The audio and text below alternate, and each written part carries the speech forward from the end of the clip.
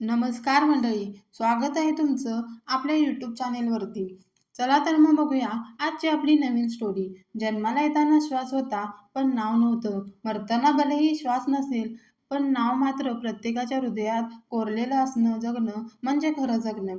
त्यांच्या बोलण्याचा तो शेवट होता आणि जणू माझ्या जीवनातील सुरुवात. पहिल्याच नजरेत त्यांनी मला आपलंसं करून घेतलं होतं. त्यांचा तो गौरवर्ण, सिंहासन स्वभावाने भरलेला तेजस्वी चेहरा, त्यांच्या बोलण्यातील करारी बाणा, हिमालयासारखी उंची, चमकत्या डोळ्यातील कर्तृत्वासारखी धगधग, बलशाही शरीर, वक्तृत्व, तसेच जणू शब्दाचे निर्मातेच ते असावेत. त्यांच्या पहिल्याच लेक्चरमध्ये मी मनोमन माझे सर्वस्व देऊन बसले होते. माझा कुणी जीवनसाथी असतील तर फक्त हेच. त्यांना बघताच मला माझ्या त्या स्वप्नाची आठवण झाली, जे मला रोज रात्रीला छळायचे. एका पांढऱ्या शुभ्र घोड्यावर स्वार होऊन माझ्या भेटीसाठी आतुर होऊन येणारा तो राजकुमार, राज्यातून येत असताना त्याच्या होणारा फुलाचा वर्षाव, काही लोक सन्मान म्हणून त्याच्या गळ्यात फुलांच्या माळा घालत आहेत. अचानक एक माळ माझ्या हातात आली. मीही ती त्याच्या गळ्यात टाकली. तोही माझ्या गळ्यात टाकणार. तेवढ्यात गुणगुण, ए गुणगुण! अचानक ज्योतीने दिलेल्या आवाजाने मी भानावर आले होते. प्रोफेसर अगदी होतेच तसे. कुठलीही मुलगी त्यांना पाहिल्यावर त्यांच्या प्रेमात पडल्याशिवाय राहणार नाही, असं त्यांचं चारित्र्य. प्रेमळ वागणं, मधुर वाणी आणि नेहमी शांत व प्रसन्न मुद्रा असणारे, पण तत्त्वाच्या बाबतीत मात्र फारच स्ट्रिक्ट होते. त्यांना वेळ न पाळणारे लोक बिलकुल आवडायचे नाही. कुणाबद्दल वाईट बोललेलं पण नाही चालायचं. ते म्हणायचे, दुसऱ्याबद्दल वाईट बोलणारा कोल्हा आयुष्यभर जंगलातील सदस्य म्हणूनच राहणार आणि राजा बनणारा तो सिंह, जो कोण काय म्हणतो त्याच्याकडे लक्ष न देता नवीन आव्हान स्वीकारतो, जो ठाम असतो स्वतःच्या निर्णयावर, जो जगतो फक्त स्वतःच्या हिमतीनं आणि मस्तीनं. ज्योतीने जोरात चिमटा काढला आणि माझी विचारांची शृंखला तुटली. असं काय हे? दुखतंय ना? मग मी काय वेडी आहे का तुला एवढा आवाज देऊन, पण तू मला दादच देत नाही? ज्योती माझी बालपणीची मैत्रीण. माझ्या मनात काय चाललंय हे तिला लगेच कळलेलं असावं. म्हणूनच की काय ती माझ्याकडे साशंक नजरेने बघत होती. काय झालं? असं का बघतेस? मी तिला विचारलं. एवढ्या लवकर असं चांगलं नव्हे. आज पहिलाच दिवस आहे कॉलेजचा. अगं तसं काही नाही, मी म्हणत तिला नाकारलं. आज कॉलेजला जायचं जरा उशीरच झाला होता, म्हणून आम्ही दोघे घाईघाईने निघालो होतो. कारण पहिलंच लेक्चर त्यांचं असायचं. कसंबसं आम्ही कॉलेजमध्ये पोहोचलो. आम्ही पोचतो न पोचतो तोवर प्रोफेसर वर्गात आले होते. सगळा वर्ग शांत. एरवी मोबाईलमध्ये असणारे 220 डोळे फक्त प्रोफेसरांकडे होते. प्रत्येक जण त्यांना ऐकण्यासाठी उत्सुक असायचा. त्यांनी बोलायला सुरुवात केली आणि इकडे माझ्या हार्टबीटची स्पीड वाढायला लागली. त्यांनी शिकवायला सुरुवात केली. आणि आजची कवितेचं नाव होतं प्रेमाचा गुलकंद. प्रेम म्हटलं तसं सर्वांचेच कान टवकारले गेले. सगळेजण मन लावून ऐकत होते. काय कल्पना होती ती! दोन जीवांनी एकमेकांकडे पाहणं म्हणजे प्रेम नाही. दोन जीव वेगळं नसणं म्हणजे प्रेम. वेली झाडाशी एकजीव होते ते खरं प्रेम. पृथ्वी साक्षात एकरूप होते ते खरं प्रेम. सुखासाठी निखळ हास्याची भरती आणि दुःखासाठी ओहोटी म्हणजे खरं प्रेम. शेवटपर्यंत तव्यावर भाजल्या जाणाऱ्या दवबिंदूने निभावलं ते खरं प्रेम. प्रेमात मर्यादा नसते, भय नसतं, अपेक्षा नसते. असते फक्त जाणीव. न बोलतानाही एकमेकांच्या मनातील भाव कळतो ते म्हणजे प्रेम. हे ऐकल्यावर मी तर थक्कच झाले. त्यांना कसं कळलं? ते माझ्याबद्दलच बोलत असतील का? क्लास संपला तसं मी न राहून सरांना गाठलं खरं, पण अचानक ते समोर आल्यानंतर काय बोलायचं हे मला सुचेना. अगं बोल ना, काय झालं? ते मला म्हणत होते. परंतु मला तर काहीच सुचत नव्हते. सर तुम्ही खूप छान शिकवता. प्रत्येक शब्द एक वेगळी धार असते. काहीतरी करून दाखवायची हिंमत तयार होते. आणि तुमची ती फेसबुकवरची वरील कविता देखील मी वाचली आहे. मनातील गोष्ट करायला मिळणं म्हणजे खरं जगणं. मनातील गोष्टी करायला मिळणं म्हणजे खरं जगणं. अस्तित्व निर्मितीसाठी लढणं म्हणजे जगणं. अस्तित्व निर्मितीसाठी लढणं म्हणजे खरं जगणं. स्वप्नांना सत्यात उतरवणं म्हणजे खरं जगणं. प्रत्येक श्वासात सामर्थ्य असणं म्हणजे खरं जगणं. प्रत्येक श्वासात असणं म्हणजे खरं जगणं. त्रास देणाऱ्यालाही सहज माफ करणं म्हणजे खरं जगणं. त्रास देणाऱ्याला सहज माफ करणं म्हणजे खरं जगणं. स्वतःपुढे जाऊनही इतरांना थांबवणं म्हणजे खरं जगणं. स्वतःपुढे जाऊनही इतरांना थांबवणे म्हणजे खरं जगणं. आपल्या हसणाऱ्यालाही स्मित देणं म्हणजे खरं जगणं. आपल्यावर हसणाऱ्यालाही स्मित देणं म्हणजे खरं जगणं. मृत्यूलाही आपलंसं करून घेणं म्हणजे जगणं. मृत्यूलाही आपलंसं करून घेणं म्हणजे जगणं. कसं काय सुचतं तुम्हाला? मी जेव्हापासून वाचलंय, मी तुमची खूप मोठी फॅन झाले. अगं थांब, थांब, श्वास तर घे आधी. मला सांग तू, तुला चहा प्यायची आहे का माझ्याकडून? ती एवढी बोललीस म्हणजे नक्कीच काहीतरी असणार. नाही, नाही. असं काही नाही सर. जे वाटलं ते सांगितलं आणि मला जर पाहिजे असेल तर मी मागून घेईल. अल्लड आवाजात मी बोलले. ज्योती तर माझ्याकडे अवाक होऊन पाहत होती. मी एवढं काय असं बोलत आहे? प्रोफेसर हसले आणि हसतच एक आल्हाद पण प्रेमळ कटाक्ष टाकत थँक्स म्हणाले आणि निघून गेले. ते असेच विनोदी, आत्मस्तुती आणि परनिंदा यापासून योजना दूर होते. ते मानायचे की आत्मस्तुतीने माणूस पोकळ बनतो. नेहमी गरज पडते ती दुसऱ्याच्या मताची, ज्यामुळे इशारावर चालणाऱ्याला मोठ्या बाहुल्यापेक्षा स्वतःच्या मर्जीने जगणारी मुंगी श्रेष्ठ. 6 महिने लोटले होते. फर्स्ट सेमिस्टर संपले होते आणि मी मराठी विषयात 95 मार्क्स देऊन टॉप केले होते आणि ठरल्याप्रमाणे सरांकडून मला ट्रीट मिळणार होती. त्या ट्रीटपेक्षाही मला महत्त्वाचं होतं ते म्हणजे सरांसोबत निवांत वेळ. या मधल्या काळात बरंच काही घडून गेलं होतं. ते माझ्यासाठी हृदयातील प्रोफेसर बनले होते. आम्ही नकळत एकमेकांच्या अगदी जवळ आलो होतो. मी नसेन तर ज्योतीला खूप काळजीपूर्वक ते हमखास विचारायचे, "गुणगुणची तब्येत तर ठीक आहे ना?" आणि ती नसतील तर मला एक सेकंदसुद्धा महिन्यासारखा वाटायचा. त्यांच्या बाबतीत तर काय बोलणार? माझंच काय सगळ्यांनाच ते नसताना ला पण यायची इच्छा व्हायची नाही. बाकींच्या लेक्चरला 20-25 जण असणार, पण प्रोफेसरांच्या लेक्चरला हॉलमध्ये बसायला जागा मिळायची नाही. सिलेबस संपताना त्यांनी अनाउन्स केलं होतं, की माझ्याकडून मराठीमध्ये जे टॉप करणार त्याला डिनर असेल आणि म्हणूनच मी दिवसरात्र मेहनत करून ही ट्रीट मिळवायची हे मनोमन ठरवलं होतं. उद्या माझं स्वप्न सत्यात उतरणार होतं, पण आजची रात्र ती कधी संपणार, काय होतं कुणास ठाऊक? काहीच कळत नव्हतं. कधी उद्याची संध्याकाळ होते असंच वाटत होतं. प्रत्येक क्षण एखाद्या जन्मासारखा वाटत होता.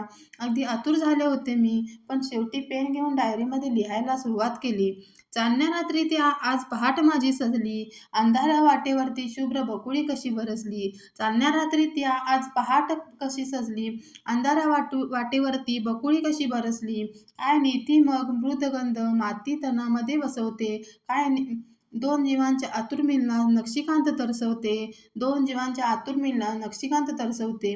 जे हृदयात प्रोफेसरांबद्दल वाटत होते ते सगळं लिहून काढलं. मनावरती भार हलका झाल्यासारखं वाटलं. लिहिता लिहिता कधी झोप लागली कळालंच नाही. इकडे प्रोफेसरांनाही झोप लागत नव्हती. कारणही तसंच होतं. एव्हाना त्यांच्याही लक्षात आलं होतं की गुणगुण काय विचार करत आहे. तशी तीही अतिशय सुंदर, गुणी, सद्वर्तनी, गंगेची प्रांजळता, चंद्राची शीतलता असणारी तिची जिद्द नक्कीच त्यांना आवडली होती. महत्त्वाकांक्षी जे ठरवलं ते मिळवणारी. एक जीवनसाथी म्हणून अजून काय हवं असतं? She was just beauty with brain. घराची परिस्थिती जेमतेम असल्यामुळे तिला बऱ्याच गोष्टीची जाणीव होती. मेहनत भरपूर करायची. फर्स्ट इयरला असूनही तिची मॅच्युरिटी एखाद्या गृहिणीप्रमाणे होती. परंतु ज्या विद्यार्थिनीला मी शिकवतो तिच्यासोबत असला प्रकार हे त्यांच्या तत्त्वात न बसणारं होतं. पण कितीही नाही म्हटलं तरी अवघ्या 26 वर्षात त्याने ही नोकरी, हे पद, ख्याती कमावली होती. अजून लग्नाचा विचारही नव्हता. कधीतरी कुणाशी तरी करायचंय हे मात्र त्यांना माहिती होतं. परंतु त्यांना गुणगुणला सांगायचं होतं. बाहेर मस्त विजा चमकायला लागल्या आणि पावसाच्या सरींनीही घातली. गरम-गरम चहा बनवायची प्रोफेसरांची खूप जास्त आवड होती. त्यांनी गॅस पेटवला. एक पातेलं धुवून घेऊन गॅसवर ठेवलं आणि चहा पत्ती, अद्रक, मस्तपैकी मलाईदार दूध टाकले. अद्रकीने कडकपणा वाढवला होता. अगदी 3-5 मिनिटातच चहा उकळायला लागला. चहाचा सुवास सगळ्या घरात पसरला होता. त्यांना गिफ्ट म्हणून मिळालेल्या गुणगुण कपात तो चहा टाकला. हो, गुणगुण कप. तिने वाढदिवसाला दिलेला कप होता तो. त्या कपात चहा ओतून फ्लॅटमधील आवडीच्या ठिकाणी म्हणजे खिडकीजवळ येऊन प्रोफेसर उभे राहिले. काचेवरील ओघळणाऱ्या त्या सरी, मस्तपैकी होणारी रिमझिम बरसात प्रोफेसरांकडून अजून कन्फ्यूज करत होती. तेवढ्यात त्यांनी बघितलं एक माशी कपात पडली होती. तिला बघून त्यांनी कप लगेच बाजूला ठेवला आणि बाहेर बघू लागले. मूड घालवला म्हणून आज माशीवरती ते रागावलेही होते आणि तिची त्यांना कीवही वाटत होती की किती मजबूर आहे. ठरवून सुद्धा बाहेर पडू शकत नाही आणि लगेचच त्यांच्या डोक्यात ट्यूब पेटली. त्यांचंच वाक्य त्यांना आठवलं, "प्रेम तुम्हाला मजबूत बनवत असेल तर ते शस्त्र आहे आणि जर ते तुम्हाला कमकुवत बनवत असेल तर कीड." चहा इतका सुंदर असूनही, मूड एवढा भारी असूनही चव न घेता तो ठेवून द्यायला लागला. कदाचित आपलं असंच होईल, एवढ्या चांगल्या गोष्टी असून देखील कलंकच आपल्या सर्वांपासून दूर करेल. तर मग ठरलं उद्या तिला समजून सांगायचं आणि एक गोड स्वप्न म्हणून हे सगळं विसरून जायचं. आताशी कुठे जरा हलकं वाटायला लागलं आणि विचार करता करता सोफ्यावर त्यांना कधी झोप लागली कळलंच नाही. संध्याकाळी 5 वाजले होते. फक्त एकच तास बाकी होता. 6 वाजता कोकण किनारा हॉटेलमध्ये भेटायचं ठरलं होतं. त्याप्रमाणे नेहमी 10 मिनिटं तयार होणारी गुणगुण आज मात्र 1 तास झाला तरी एकाच प्रश्नावर होती. "नक्कीच चांगला दिसेल ना हा ड्रेस? त्यांना आवडेल ना? सांग ना ज्योती प्लीज." "अगं हो, तसंही तुम्ही कुठे सजावटीला बघणार आहात? तुम्ही तर मनाच्या शृंखलावाले लोक." असं म्हणत ज्योतीने टोमणा मारला. "ए नाही तसं काय नाही. सोड प्लीज, सांग ना चांगला वाटतो ना? त्यांना आवडेल ना हा ड्रेस?" असं म्हणत 10 ड्रेस तिने ट्राय केले होते. ज्योतीने तिला वेळेची जाणीव करून दिली. 5:45 झाले. ह्या क्षणाची तू कालपासून वाट पाहत आहेस आणि आता त्यांना उगाच का तरसवणार आहेस? अरे देवा! खरंच की. असं म्हणत घाईघाईने मी घरातून निघाले आणि त्यांना अर्ध्या तासात गेल्यावर कॉल केला. त्यांनी कॉल उचलला. "हो, मी पोहोचतोच आहे. आता रस्त्यात आहे. आलोच." असं म्हणत त्यांनी बाय न म्हणताच कॉल कट केला. मी 6:30ला हॉटेलमध्ये पोहोचले होते. हॉटेलचं नावच कोकण किनारा. तिथे कोकणचा फील होता. थंडगार वारा, आजूबाजूला हिरवंगार वातावरण, मस्त लॉनवरती फिरले. काय बोलायचं याची रंगीत तालीमही झाली होती. पण आता मात्र असंही झालं होतं, 2 कॉल केले तरीही उत्तर मिळत नव्हते. आता 7:10 झाले तरी त्यांचा रिप्लाय नाही हे बघून मी अजूनही अधीर झाले आणि रागही येत होता. यायचं नव्हतं तर मग कशाला सांगितलं होतं? आधीच नाही म्हणायचं ना. विनाकारण माझ्यासारख्या एकट्या मुलीला असं सोडून कुठे गेलात कुणास ठाऊक? हे शोभतं का यांच्यासारख्या जबाबदार माणसाला? 7 वाजून 15 मिनिटं झाले आणि अचानक मिले मिले हो तुम हमको त्यांच्यासाठी लावलेली खास रिंगटोन वाजली आणि त्यांचाच कॉल होता. अल्लड आवाजात मी बोलले, "हॅलो." पण तिकडनं एका अनोळखी व्यक्तीचा आवाज होता. कोण आहेत माहीत नाही, परंतु ह्या व्यक्तीचा ॲक्सिडेंट झालाय आणि कॉल लिस्टमध्ये तुमचा नंबर मिळालाय. खूप जास्त रक्त वाहतंय, त्यामुळे कुणीही जवळ यायला तयार नाही. लवकरात लवकर आलात तर बरं राहील. काय होतंय हे कळायच्या आत देवाने बुद्धी दिली. मी ज्योतीला सांगितलं आणि सगळ्यांना बोलावून घेतलं. रस्त्याने एकटीच पळत होते. कुणाचीही पर्वा न करता बिनधास्त पळत होते. 5 मिनिटंसुद्धा एक काळ असल्यासारखे वाटत होते. तिथे पोहोचले आणि त्यांना पाहिलं. आता मात्र शुद्ध हरपली आणि काय होतं हे कळण्याच्या आतच मूर्छित होऊन मी धाडकन जमिनीवर कोसळले. जाग आली तेव्हा मी एका रंगहीन भिंती असणाऱ्या हॉस्पिटलच्या बेडवर होते. माझ्या बाजूला ज्योती बसलेली होती. तिला अनपेक्षित प्रश्न मी नजरेने विचारला होता. तिने देखील एकही शब्द न बोलता तिच्या डोळ्यातील आसवांनी मला उत्तर दिले आणि तशी मी गारठले. माझ्या आनंदाचे आणि जगण्याचे कारणच हरवले होते. हृदयातील प्रोफेसर आता अस्तित्वात नव्हते. ते माझ्यामुळेच. ना मी त्यांना कॉल केला असता, ना त्यांनी उचलला असता, ना हे सगळं घडलं असतं. याला मीच सर्वस्वी जबाबदार आहे. असं मला वाटू लागलं. पण हे माझ्यासोबतच का? देवाने मला कधीच हवं ते दिलं नाही. एवढं रे काय माझ्याशी दुश्मनी? आता गुणगुणायची परंतु ते सर्व विरह गीते. वेदना, दुःख, लाचारी, अगदी नकारात्मक गुणगुणायची. तिचं लिखाण देखील आता पूर्णपणे बदललं होतं. काळ बदलला, वेळ बदलली. काळ बदलला, वेळ बदलली. नीतीने सारे खेळ बदलले. निसर्ग हसता ऋतूही बदलला. माझीच का मग केली उपेक्षा. आयुष्यभराची दिली प्रतीक्षा. मरण येत नाही म्हणून जगायचं असं ठरवून ती दिवस काढत होती. ती अचानक 15 दिवसांनी प्रोफेसर तिला स्वप्नात हसत-हसत बोलत होते, "गुणगुण ऐकून घे. शरीरावरती बंधनं फार असतात म्हणून कदाचित मी तुला अस्वीकार केलाही असता.